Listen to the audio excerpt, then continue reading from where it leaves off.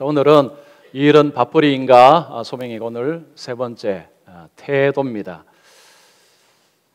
오래전에 미국에서 있었던 일입니다. 어떤 할머니 한 분이 어떤 가구점 앞에서 그 더운 여름에 누군가를 기다리고 있었습니다. 가구점의 사장이 그 할머니의 모습을 보고 더운 여름에 할머니가 너무 오랫동안 거기 계시니까 그 할머니께 와서 이렇게 말합니다. 할머니, 누군가를 기다리시는 것 같은데 거기서 기다리지 마시고 여기 들어오셔서 시원한 데 앉아서 기다리세요 라고 했습니다. 그래서 할머니가 말합니다. 아들을 기다리고 있는데 아들이 올 때가 되었는데 아직 오지 않고 있습니다. 제가 가구를 살 것도 아닌데 어떻게 가구점에 제가 들어가서 쉴 수 있겠습니까? 그러자 가구점 주인은 괜찮습니다. 여기 소파가 많습니다. 오십시오 하고 할머니를 가구점의 소파에 모십니다. 그리고 시원한 음료수를 대접을 합니다. 음료수를 드시면서 편안하게 아드님을 기다리십시오. 제가 바깥에 아드님이 오시는가를 살펴보고 오시면 말씀을 드리겠습니다. 아무 염려하지 마십시오. 할머니를 안심을 시킵니다. 시간이 지나도 아들이 오지 않습니다. 그래서 할머니가 일어서서 더 이상 기다릴 수 없네요. 아마 아들에게 무슨 일이 있는가 봅니다. 너무너무 고맙습니다. 더운 여름에 시원하게 여기서 기다릴 수 있어서 감사합니다 하고 그 가구점을 떠났습니다. 며칠이 지났습니다. 신사한 분이 그 가구점으로 옵니다. 그 가구점 사장에게 편지 한 장을 줍니다. 그 편지는 이런 내용이 있었습니다. 사장님, 너무너무 감사합니다. 일전에 제가 어머님과 약속을 했는데 차에 문제가 생겨서 약속을 지키지를 못했습니다. 어머니께서 말씀하시기를 가구점의 사장님이 친절을 베푸시고 그래서 가구점에서 편안하게 기다릴 수 있었다라는 이야기를 들었습니다. 사장님, 너무너무 감사합니다. 감사의 편지였습니다. 그 양복 입은 신사는 그 편지를 쓴 분의 직원이었습니다. 그 편지를 쓴 분이 누구냐? 카네기입니다. 카네기, 강철왕, 부자 카네기. 그 신사가 말합니다. 지금 우리 회사에 가구를 바꿔야 되고 우리 사장님실에 가구를 바꿔야 되는데 가구 좀 주문하겠습니다. 가구 얼마나 주문했을까요? 몇 개 주문했겠습니까? 엄청나게 주문했습니다. 그리고 그때뿐만 아닙니다. 그 이후에도 그 카네기는 그 가구점을 이용해서 가구점이 큰 성공을 거두었다고 합니다. 자, 이 가구점이 성공적으로 사업을 할 수 있었던 비결이 무엇입니까? 좋은 자리에 있었기 때문입니까? 물건을 잘 만들었기 때문입니까? 물건도 좋아야 되겠죠. 그런데 비결은 친절한 태도 때문입니다. 성공한 사람들을 연구한 분들이 많습니다. 요즘 그런 책들이 많습니다. 실력은 비슷한데 자기 분야에서 성공을 한 사람과 성공을 하지 못한 사람의 차이를 분석을 해보니까 차이가 다름이 아닌 태도였습니다.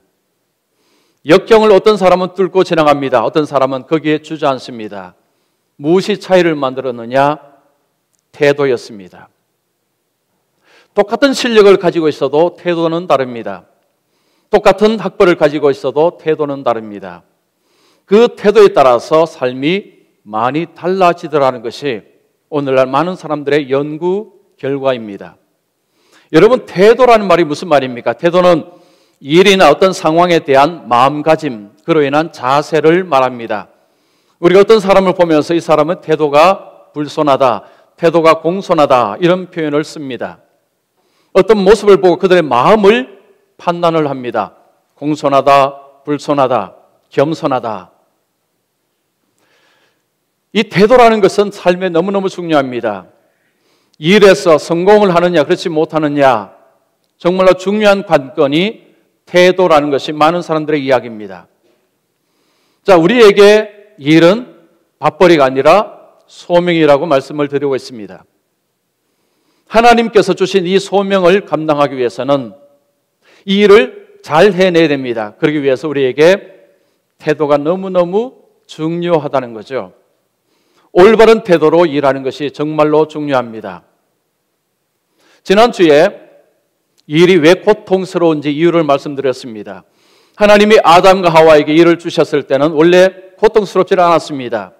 그 일은 기쁘고 즐거운 것이었고 그 일을 통해서 많은 것을 누릴 수 있었습니다. 그러나 아담과 하와가 범죄한 이후로 일은 고역이 되었고 고통이 되었습니다. 자, 그러나 하나님은 타락 이후에도 이를 통해서 하나님의 뜻을 이루어가고 계십니다. 하나님이 우리의 삶 속에 우리의 일을 통해서 우리에게 하나님의 좋은 것을 공급하시고 계십니다. 하나님의 뜻을 이루는 선한 방편이 우리의 노동과 일을 통해서라는 것이 성경의 말씀입니다. 성경에 보면 하나님의 사람들이 일을 통해서 하나님의 뜻을 이루는 것을 볼 수가 있습니다. 그 중에 대표적인 인물 한 사람이 요셉입니다. 자, 요셉의 삶은 성공적인 삶입니다. 그 요셉을 통해서 하나님의 계획을 이루셨습니다. 요셉의 삶에 하나님의 뜻을 이룰 수 있었던 그 무엇이 무엇이냐, 무엇 때문에 그가 그런 일을 이룰 수 있었느냐, 우리가 주목해서 봐야 될 것이 요셉의 태도입니다. 요셉의 태도가 달랐다는 것입니다.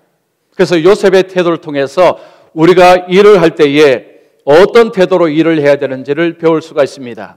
자, 요셉의 태도를 말씀드리기 전에 요셉의 가정 이야기를 잠시 드리겠습니다. 요셉의 아버지는 야곱입니다. 야곱의 이름은 이스라엘이기도 합니다. 야곱이 늦은 나이에 요셉을 낳았습니다. 노년에 낳은 아들이 요셉입니다. 요셉의 어머니는 라헬입니다. 라헬은 야곱이 사랑하는 여인입니다. 사랑하는 여인이 아들을 낳았고 그리고 노년에 아들을 낳았습니다. 그 아들이 너무너무 이쁩니다. 너무너무 사랑스럽습니다. 요셉의 10형들이 있습니다. 야곱은 10형과 다르게 요셉을 편애를 했습니다. 요셉에게 채색 옷을 입힙니다. 이 옷은 고귀한 신분을 가진 사람에게만 입히는 옷입니다. 이 옷은 소매가 있고 그리고 발목까지 내려오는 옷입니다. 이 옷을 입었다는 것은 너는 일하지 않아도 된다는 표시였습니다. 형들은 이런 옷을 입히지 않았습니다. 일을 할 수 있는 간편한 복장을 입었습니다. 그러나 동생에게는, 요셉에게는 채색 옷을 입혔습니다. 옆에서 형들을 보고 속이 부글부글 끓습니다. 시기, 질투심이 일어나고 급기야는 분노가 일어납니다. 형들의 분노에 기름을 부은 사건이 요셉의 꿈 사건입니다.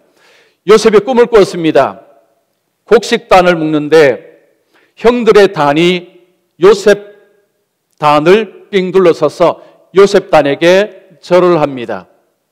요셉이 이 이야기를 형들에게 합니다. 안 그래도 동생이 미운데 그 이야기를 듣고 시기심이 더 커지고 분노가 폭발하기 직전으로 갑니다. 꿈을 또 하나 꿉니다. 해와 달 11별이 요셉에게 절을 합니다. 그 이야기를 형들에게 하고 아버지에게 합니다. 아버지는 가슴에 담습니다. 형들은 그 이야기를 듣고 속이 부글부글 터지기 직전까지 갑니다. 며칠이 지났습니다.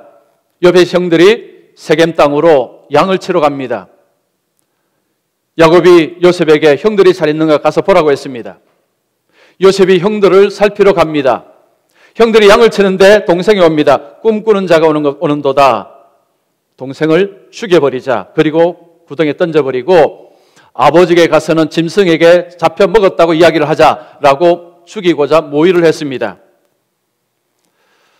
그런데 큰형 르우벤이 우리 그러지 말고 구덩이에 그냥 던져만 넣자라고 했습니다. 큰형은 나중에 요셉을 살릴 생각을 했습니다. 요셉을 구덩이에 넣었습니다. 거기에 물이 없었습니다. 그리고 형들은 점심을 먹고 있습니다. 그 주위에 외국 상인들이 지나갑니다. 유다가 이야기합니다. 그러지 말고 요셉을 팔아버리자. 은 20개 요셉을 팔아버립니다. 은 20개는 그 당시에 노예를 살 수 있는 돈이었습니다. 이것이 38장까지의 이야기입니다. 자, 요셉은 39장부터 요셉의 삶이 나옵니다. 요셉의 일터가 나옵니다. 요셉의 일이 나옵니다. 요셉의 태도에 우리가 주목을 하겠습니다. 자, 먼저 요셉은 무슨 일을 하든지 성실한 태도로 일을 했습니다. 자, 이것을 통해서 하나님 우리에게 말씀합니다. 무슨 일을 하든지 성실한 태도로 일할 것을 우리에게 말씀합니다. 자, 요셉이 애굽으로 갈 때 나이가 17세입니다. 17세 같으면 모든 것 다 분별할 수 있습니다. 사리 분별 다 됩니다. 자기가 왜 애굽으로 끌려가는지 다 알고 있습니다. 보통 청소년 같으면 자기를 팔아버린 그 형들에 대해서 복수심으로 가득 찰 것입니다. 두고 봐라. 내가 앞으로 형들에게 꼭 복수할 것이다. 요셉은 그런 마음을 품지 않습니다. 요셉이 그 당시에 최강대국 이집트로 끌려갑니다. 이집트에서 보디발이라는 사람의 집으로 갑니다. 이 보디발은 신위 대장입니다. 사형 집행권을 가지는 막강한 권력을 가진 사람이 보디발입니다. 이 사람이 외국 노예를 사서 자기 집으로 데리고 갑니다. 외국인이기 때문에 언어가 통하지 않습니다. 그리고 청소년이기 때문에 아직 경험이 없습니다. 요셉에게 일을 시킨들 얼마나 많은 일을 시키겠습니까? 아마 허드렛 일, 그냥 육체 노동을 시켰을 것입니다. 일을 주면서 일을 어떻게 하는지를 봅니다. 근데 요셉이 일을 할 때에 다른 노예들과 달랐습니다. 요셉에게 일을 주면 그 일이 더 잘 되어서 나왔습니다. 보디발이 기대한 것보다도 훨씬 더 일이 잘 되었습니다.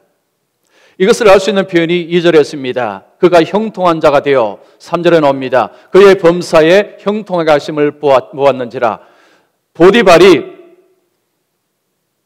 요셉이 하는 일을 통해서 비범한 것을 보기 시작했다는 것입니다.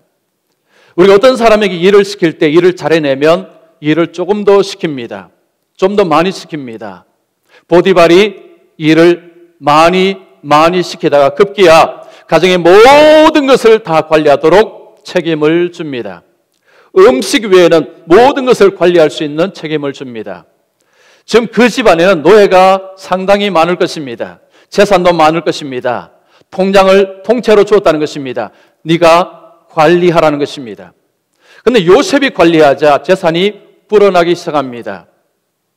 자, 오늘 말씀해 보면 이 하나님께서 요셉과 함께 하심으로 그의 집과 밭의 모든 소유에 하나님의 복이 미친다고 이야기합니다. 미쳤다고 이야기합니다. 소유물이 점점 늘어나게 됩니다. 보디발은 요셉을 통해서 자신의 집이 계속해서 재산이 늘어난다는 것을 알았던 것입니다. 자, 실력 있다고 통장을 맡길 수 있습니까? 사람을 믿을 수 있어야 맡길 수 있습니다. 요셉은 성품이 고닫다는 것을 알 수 있습니다. 주인 앞에서 주인 뒤에서 행동이 다르지 않았습니다. 거짓말하지 않았습니다. 늘 발랐습니다. 실력도 있었지만 그의 성품이 좋았기 때문에 그 주인은 모든 것을 맡길 수가 있었습니다. 자, 그러면 그의 삶에 이런 형통이 있는 이유가 무엇입니까? 2절에 보시면 여호와께서 요셉과 함께 하심으로 말씀이 나옵니다. 자, 요셉이 형통할 수 있던 비결은 하나님이 그와 함께 하셨기 때문입니다. 자, 우리는 이 말씀을 보면 하나님이 함께 하심으로 형통케 하셨다. 하나님이 일방적으로 어떤 사람에게만 은혜를 베푸는 것으로 보입니다. 그런데 그렇게 보면 우리가 할 수 있는 게 아무것도 없습니다. 우리는 요셉의 행동에 주목을 해야 됩니다. 요셉이 도대체 어떻게 행동을 했느냐를 살펴볼 필요가 있습니다. 요셉은 노예로 그 집에 왔지만 그는 하나님을 두려워함으로 그에게 맡긴 모든 일을 성실함으로 감당을 했습니다. 그래서 하나님이 그의 삶에 하나님의 형통케 하시는 은혜를 부어주셨다는 것입니다. 중요한 것은 이겁니다. 자, 하나님을 두려워함으로 그 일을 성실하게 해내느냐 해내지 않느냐, 여기에 키포인트가 있습니다. 이것을 신약에서 바울이 이야기를 하고 있습니다. 자, 여러분 고로새서 3장 22절 말씀 우리 같이 읽습니다. 자, 시작.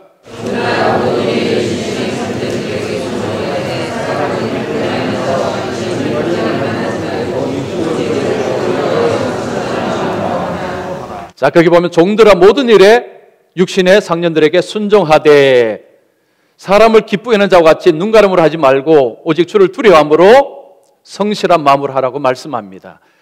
바울이 그 이야기를 할 시대에 노예들이 있었습니다. 그 당시에 노예들은 이 일을 대충 했다고 합니다.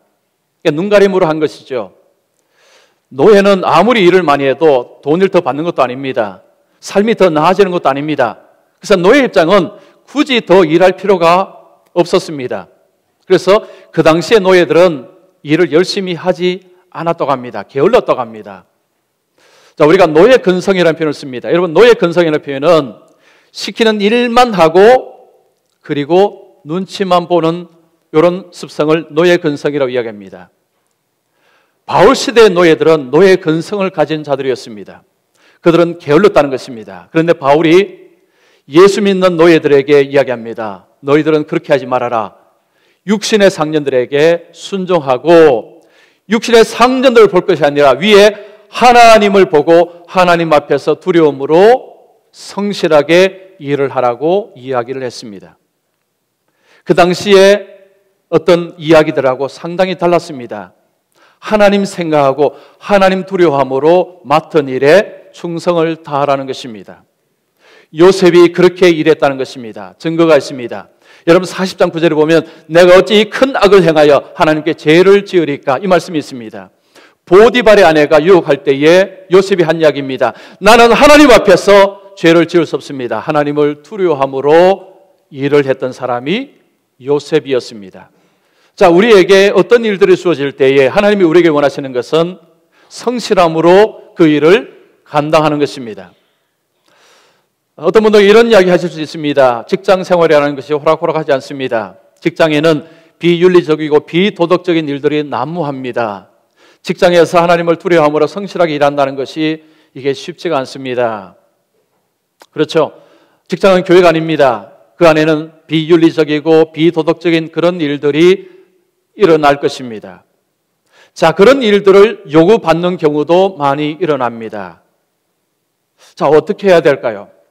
미국의 노스캐롤라이나 대학의 데이시라는 교수가 미국의 직장인들에게 물어보았습니다. 당신은 직장에서 비윤리적이고 비도덕적인 것을 얼마나 강요받았습니까?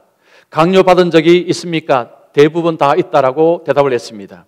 그러니까 직장 생활 속에서 미국이나 한국이나 비윤리적이고 비도덕적인 것을 하라는 요구를 많이 받는다는 이야기입니다. 자, 이 교수님이 그래서 실험을 했답니다. 어떤 사람에게 그런 요구를 더 많이 하고 어떤 사람은 그런 요구를 더 적게 하는지를 실험을 했습니다. 그 실험의 결과가 이렇습니다.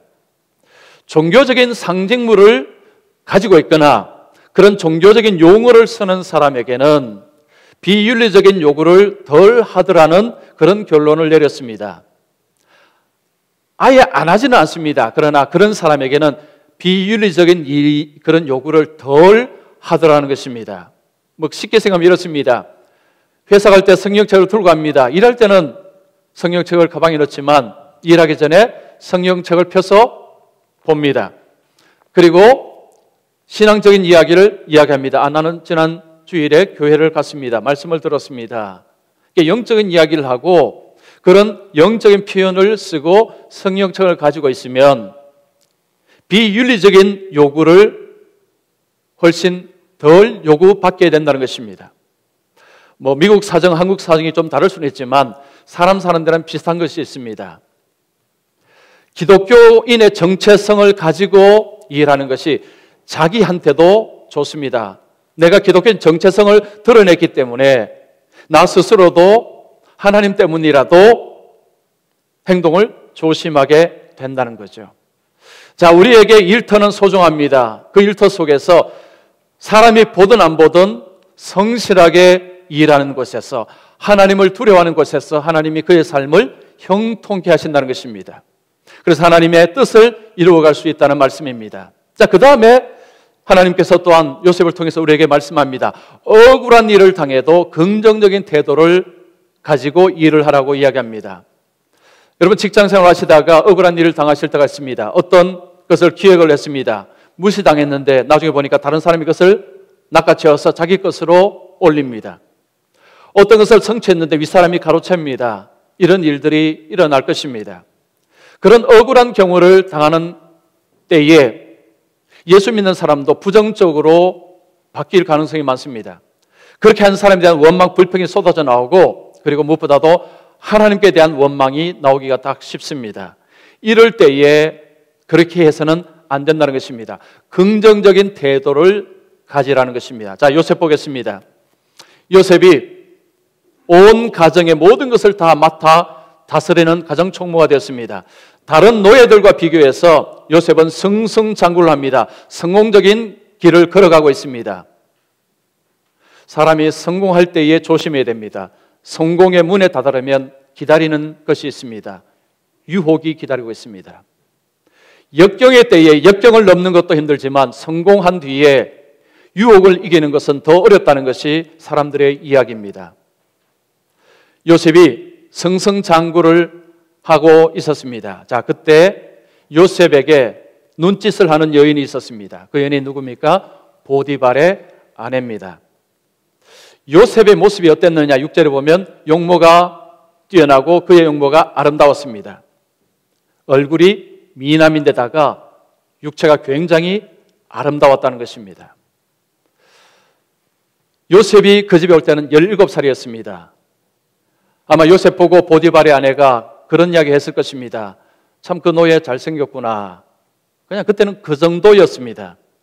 그 집에서 요셉이 계속 일을 해나갑니다. 점점 자라납니다. 골격이 균형을 잡습니다. 얼굴이 남성미를 풍깁니다. 자, 몸을 통해서 남자의 그런 아름다운 모습을 갖추게 됩니다. 아마 보디발의 여인도 이집트에서 그런 남녀를 보지 못한 것 같습니다. 요셉이 홀딱 반했습니다. 잘생겼죠? 실력 있죠? 능력이 있습니다. 그때나 지금이나 그런 남성을 가만두지 않겠죠. 자, 보디발의 아내는 주인입니다.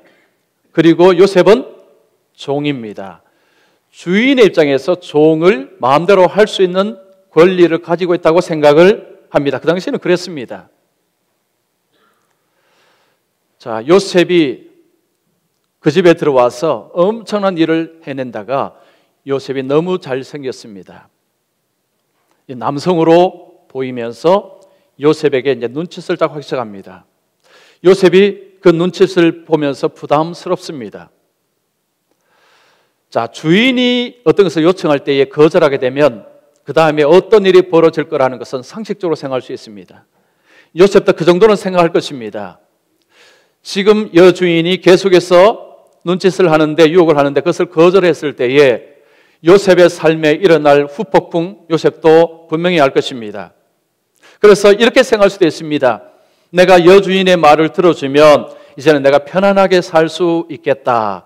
내 앞으로의 삶이 보장이 되겠다. 보디발의 아내를 조종할 수 있기 때문에 그러면 삶이 더 나아질 수가 있습니다. 그러나 요셉은 단호히 거절합니다. 어느 날 보디발의 아내가 작심하고 요셉을 기다립니다. 그 집안엔 모든 종들을 어디로 다 보낸 것 같습니다. 집안에는 아무도 없습니다. 요셉은 아무도 모릅니다.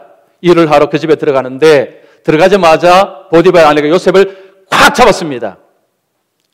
요셉이 놀라서 뿌리치고 쥐량낭을 쳤습니다. 그런데 이 여인은 너무 세게 잡아서 요셉의 겉옷을 잡았습니다. 겉옷 놓고 도망을 친 것입니다. 자, 그 사랑이 돌변하면 뭐가 되죠? 증오가 됩니다. 자, 모멸감을 입고 나면 그 다음에 무엇을 할까요? 복수합니다. 전혀 모르는 것처럼 그렇게 보시는 것 같네요.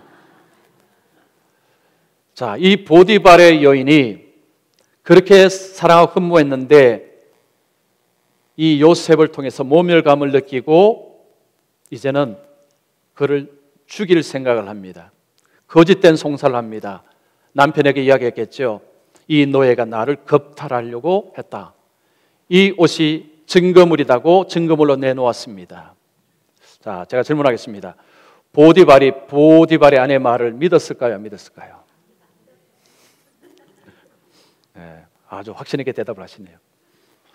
자, 보디발도 보디발의 아내가 어떤 여인이라는 것을 자기도 잘 알죠. 그리고 요셉이 어떻다는 것을 봐서 압니다. 자, 그러면 아내의 말을 무시할 수 있겠습니까? 무시 못합니다. 그래서 요셉을 왕궁 소유의 감옥, 그런데 그것은 바로 자기 집안에 있는 감옥입니다.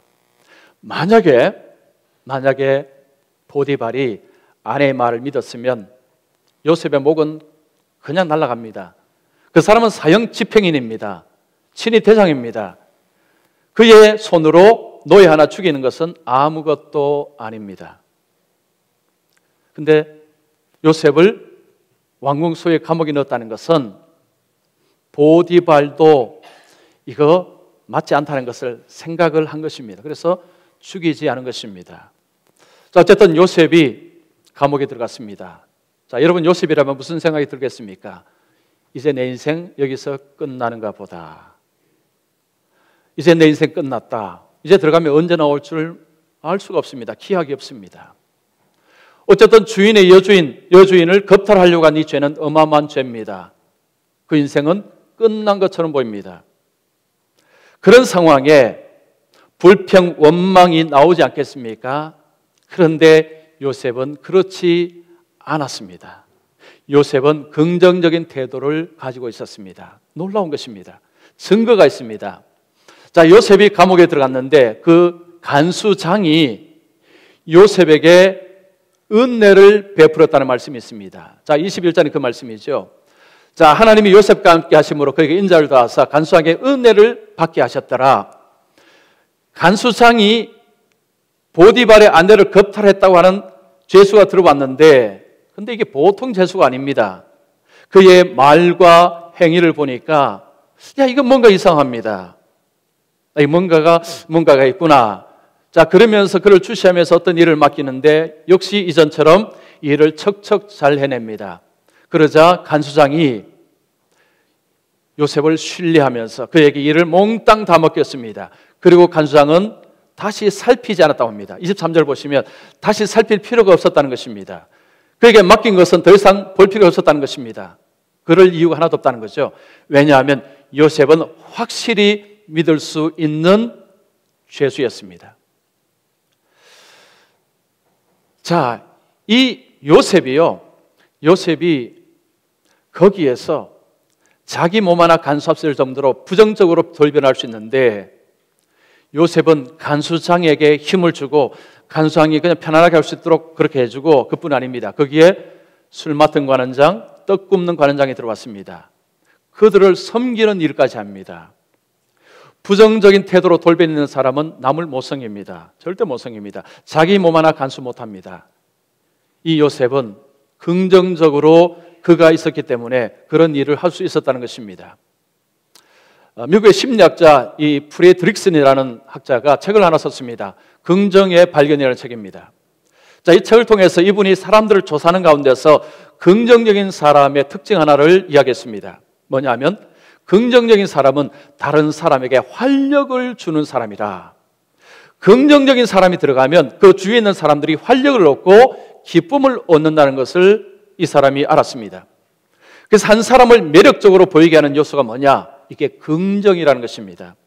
한 사람이 긍정적인 자세를 가지고 있으면 그 주위에 있는 사람들이 더불어 기쁘고 즐겁다는 것입니다.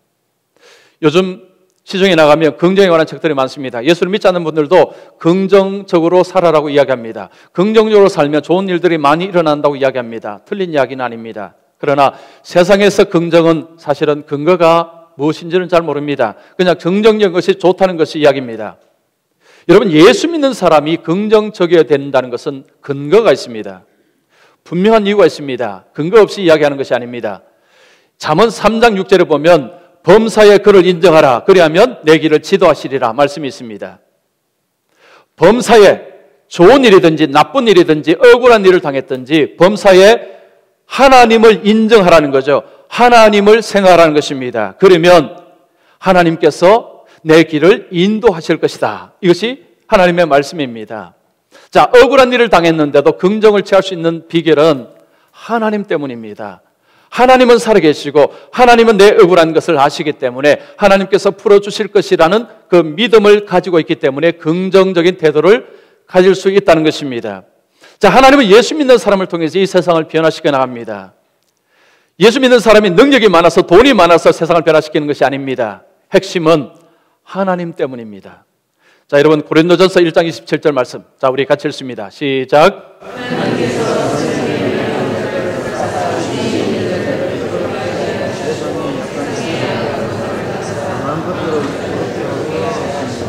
자, 그 보십시오. 하나님께서 세상에 미련한 것들을 택하사 지혜 있는 자들을 부끄럽게 하려 하시고 약한 것들을 택하사 강한 것들을 부끄럽게 하려 하신다는 말씀입니다. 하나님이 사람을 부르시고 사용하실 때에 세상에 돈 많고 권력 있는 사람을 불러서 그들 통해서 일하시는 분이 아니라는 거죠. 물론 그런 경우도 있지만 하나님께서 쓰시는 분들은 미련하고 약한 자를 통해서 하나님께서 일하심으로 세상을 변화시키는 일을 행하고 있습니다. 자, 우리가 어떤 일터에서 무슨 일을 하든지 우리의 얼굴에는 웃음이 필요합니다. 긍정적인 태도가 필요합니다. 그리고 그것을 통해서 주위에 있는 사람들을 기쁘게 하고 주위에 있는 사람들을 만족하게 하는 것이 필요합니다. 그래서 그 일을 통해서 하나님께서 하나님의 뜻을 이루어 가시는 것입니다. 그 다음에 요셉을 통해서 하나님 우리에게 말씀합니다. 자, 성공의 길에서도 겸손한 태도로 일을 하라고 말씀합니다. 자, 우리가 성공할 때에 겸손한 태도를 유지하는 것은 쉽지가 않습니다. 보통 성공의 자리에 올라가면 교만하게 되는 것이 거의 모습입니다. 근데 요셉은 엄청난 자리에 올라갔음에도 교만하지 않았습니다. 자, 그가 그럴 수 있었던 이유가 무엇일까요? 요셉이 그 감옥에 왕궁에서 바로 왕 앞에서 일하는 두 사람이 들어왔는데 두 사람이 어느 날 꿈을 꿉니다. 근데 그 꿈이 무슨 뜻인지를 모릅니다. 요셉이 꿈 해석을 해줍니다. 술 맡은 관원장의 꿈을 해석해 주면서 당신은 복직이 될 것입니다 라고 이야기하고 떡 굽는 관원장에게 당신은 복직되지 않을 것이라고 이야기했습니다. 요셉의 이야기대로 술 맡은 관원장이 복직이 되었습니다. 요셉은 그에게 자기를 생각해 주기를 부탁을 했습니다. 요셉도 사람입니다. 그 감옥 생활이 즐거울 리가 없습니다. 그런데 술 맡은 관원장은 나가자 요셉을 잊어버립니다. 그리고 2년이라는 세월이 지나갑니다. 하나님은 조용히 일하고 계셨습니다.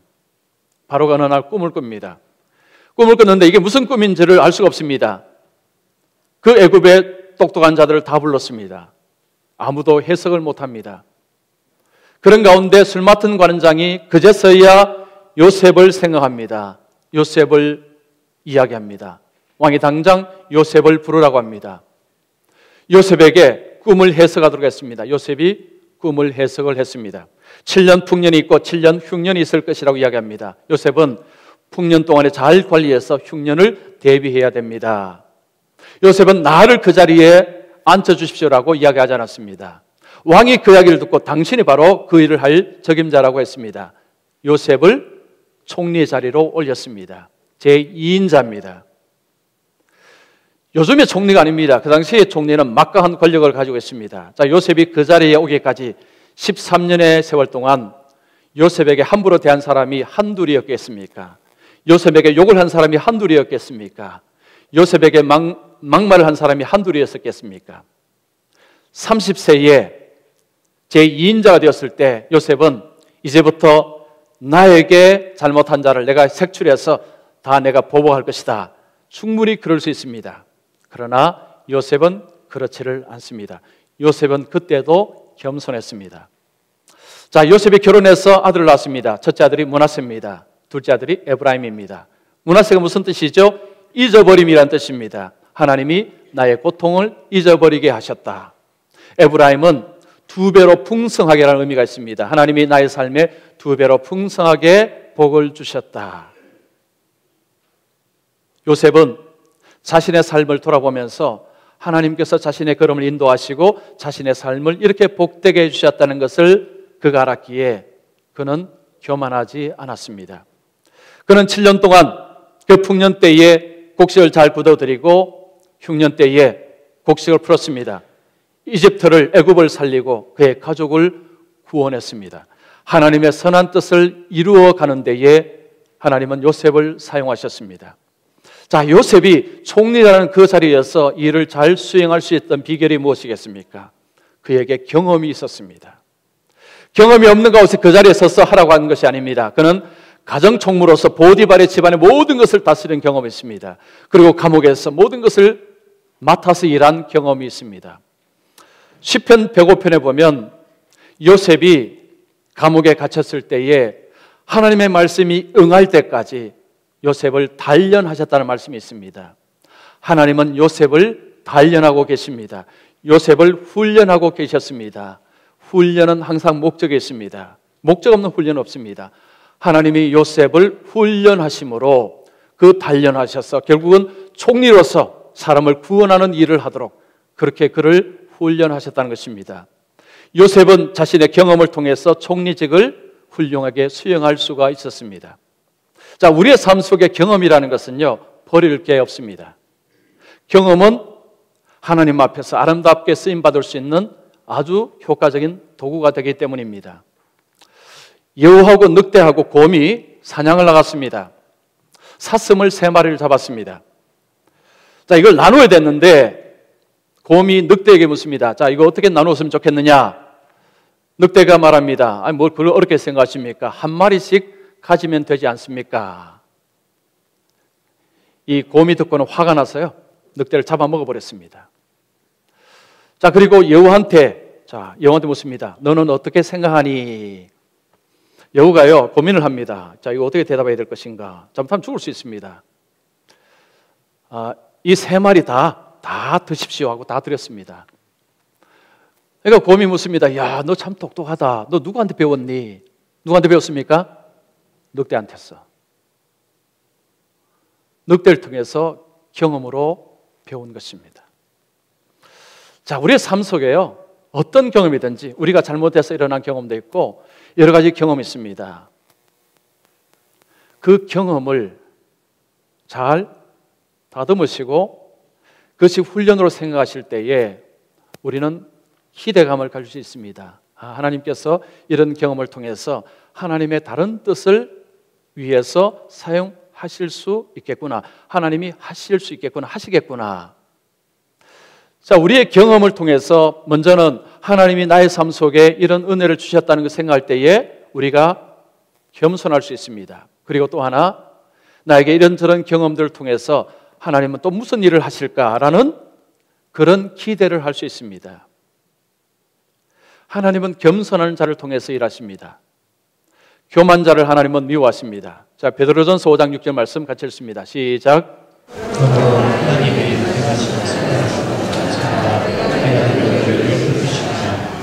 자, 하나님의 능하신 손 아래에서 겸손하라. 그리하면 자, 때가 되면 하나님이 너희를 높이시리라.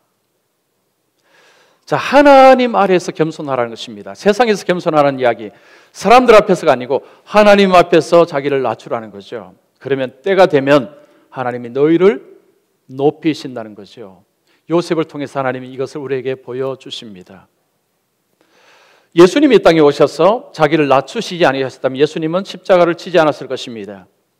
예수님은 육신의 모양을 오사 자기를 낮추시고 죽기까지 복종하셨으니 그 십자가의 죽으심이라. 예수님이 자기를 낮추심으로 하나님의 구원의 계획을 이루셨습니다. 하나님 앞에서 우리 일터 속에서 바르게 쓰임받기 위해서는 하나님 앞에 겸손해야 한다는 것입니다.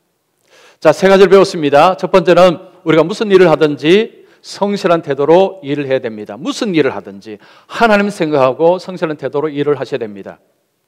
자, 두 번째는 억울한 일을 당해도 긍정적인 태도로 주위의 사람들을 안심시키고 그들을 섬길 수 있는 모습이 되어야 됩니다. 그리고 마지막에는 우리가 성공의 자리에 있든지 어떤 자리에 있든지 하나님 앞에서 겸손한 자가 될 때에 하나님이 그 삶을 통해, 일을 통해 하나님의 뜻을 이루어 가십니다. 일은 밥벌이가 아닙니다. 일은 소명입니다. 일은 쉬운 것이 아닙니다. 그래서 하나님의 능력이 절대적으로 필요합니다. 하나님이 요셉을 통해서 함께 하셨던 것처럼, 형통케 하셨던 것처럼 하나님이 우리 성도들의 일터 속에 하나님이 함께 하셔서 형통하게 하시기를 축원합니다. 자, 우리 시간 우리 찬양하면서